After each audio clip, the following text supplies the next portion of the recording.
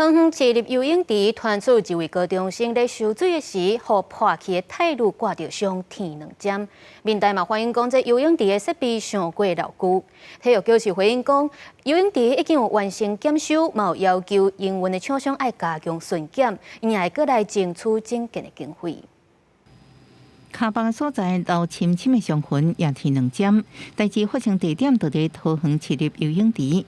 这16岁姓陈的高中生周末来游水的时阵，互游泳池内底破气泰鲁挂伤。游员要求体育局全面检视和修理。常常来游水的民众也反映游泳池设备老旧。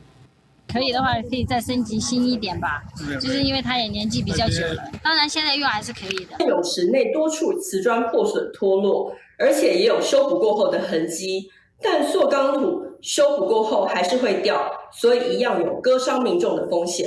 针对受伤的学生，桃园市立游泳池经理表示，迄个时阵除了简单处理空喙，搁送到附近诊所治疗以外，也请伤者保留手机，方便后续保险理赔。另外，泰鲁破气的部分，事发迄一天已经完成检修。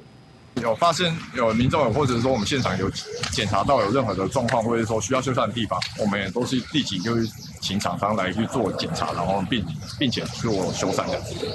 游泳池内外世界拢看到修理保养的痕迹。桃园市立游泳池启用到即马30几年，设备老旧，敢若今年到目前相关的修理费用已经超过200万。体育局表示，已经要求营运厂商提供巡检评论，也争取相关修整件改善的经费，提供更加友善完备的运动环境。记者综合报道。